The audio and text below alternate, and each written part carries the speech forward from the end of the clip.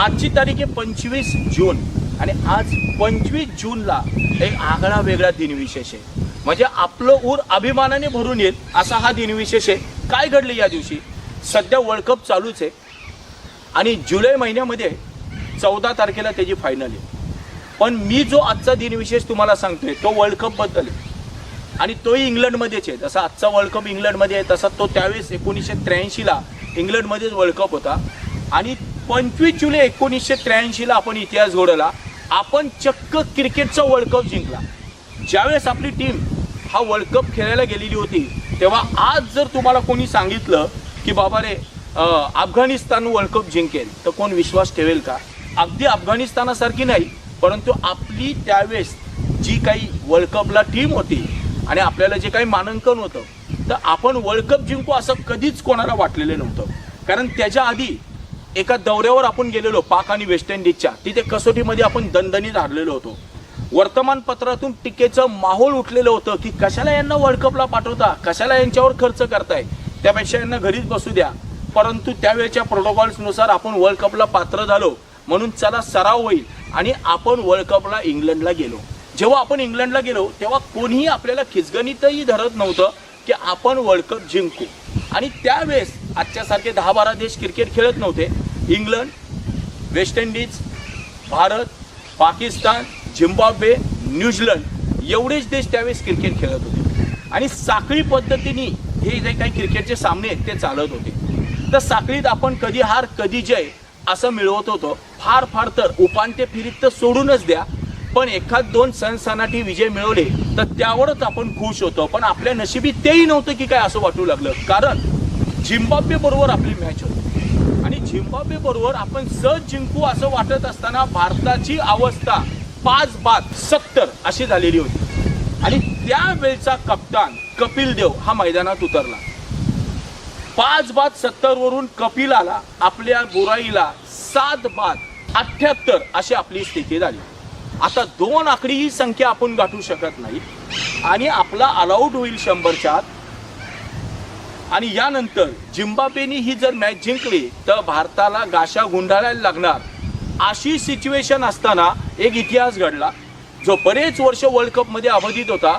कपिल देव खरंच त्याच्यामध्ये कुठला देव अवतरला. 175 रन त्यांनी काढल्या आणि त्याही नाबाद. वर्ल्ड कपमध्ये तेव्हा शतक मारणं ही दुरापास्त गोष्ट होती.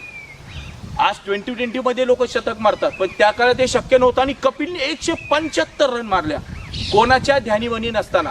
तुम्हाला लक्षात येईल या मॅचचं व्हिडिओ शूटिंग सुद्धा नाहीये कारण कपिल देवने हा इतिहास घडवला. याचं रेकॉर्डिंग नाही कारण भारत आणि झिम्बाब्वेची मॅच कशाला त्याचं रेकॉर्डिंग, त्यामुळे या गोष्टीचं रेकॉर्डिंग नाहीये कपिलच्या त्या रेकॉर्डचं.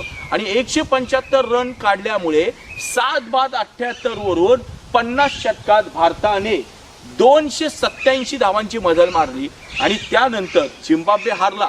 वेळेअभावी मी तुम्हाला सगळ्या घटना सांगत नाहीत परंतु मजल करता भारत उपांत्य फेरीत पोहोचला आणि भारत उपांत्य म्हणजे शेवटच्या 4 जणांमध्ये 1983 साली पोहोचला.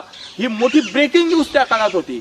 पण इंग्लंडने एक मोठा आगाऊपणा केला. त्यांचा फाजील आत्मविश्वास त्यांना नडला कारण उपांत्य फेरीत भारताची गाठ होती इंग्लंडशी आणि इंग्लंडने आपल्या वर्तमानपत्रात छापून सुद्धा टाकलं इंग्लंड अंतिम फेरीत. का तर त्यांना असं वाटलं की भारत हा आमच्याकडून पराभूतच होईल. मी इंग्लंडला आपण कसं हरवलं ते सांगत नाही परंतु आपण चक्क इंग्लंडवरती विजय मिळवला आणि भारत अंतिम फेरीत. साऱ्या जगाच्या वर्तमानपत्रांमध्ये ही बातमी पसरली. इकडे वेस्ट इंडिजने ऑस्ट्रेलियाला हरवलं आणि वेस्ट इंडिज त्यावेळेस दमदार टीम होती. आजच्यासारखी वेस्ट इंडिज नव्हती. मी पुढे सांगेलच तुम्हाला. वेस्ट इंडिज अंतिम फेरीत आला. आता मात्र वेस्ट इंडिजने सावध प्रतिक्रिया दिली. भारताला आम्ही कमी लेखणार नाही असं त्यांनी सांगितलं आणि तो ऐतिहासिक दिवस उजाडला इंग्लंडमध्ये. लॉर्ड्सच्या मैदानावरती 25 जून 1983 एक महासंग्रामाला सुरुवात झाली. कोणालाच वाटलं नव्हतं भारत जिंकेल. विद्यार्थी मित्रांनो, त्या काळामध्ये जो वेस्ट इंडिजचा संघ होता त्या वेस्ट इंडिजच्या संघामधले विवियन रिचर्ड्स यासारख्या लोकांची नावं ऐकली की कापरं भरत असेल. मार्शल नावाच्या गोलंदाजाची ज्याला तोफखाना म्हणत असत, या मार्शलचा तोफखाना भेदणं ही फार अशक्य कोटीतली गोष्ट होती आणि अशांच्या बरोबर आपला मुकाबला होता. आणि जेमतेम 183 धावा भारतीयांनी केल्या आणि 183 धावामध्ये आपला ऑल आऊट झाला. 183 धावा वेस्ट इंडिज सहज करेल असं वेस्ट इंडिजला वाटत होतं आणि त्या निर्धाराने ते मैदानात उतरले आणि तसंच घडत होतं. वेस्ट इंडिजच सामना जिंकणार असं वाटत असताना 1/50 वरून 3/57 अशी वेस्ट इंडिजची अवस्था झाली. कुठेतरी थोडंफार असं भारतीयांना वाटायला लागलं की आपल्याला विजय मिळू शकेल. पण 3/57 वरून रॉजर बिन्नीने लॉईडची विकेट घेतली आणि मदनलालच्या गोलंदाजीवर लॅरी गोम्सचा झेल गावस्करने घेतला आणि वेस्ट इंडिजची अवस्था 6/76 झाली.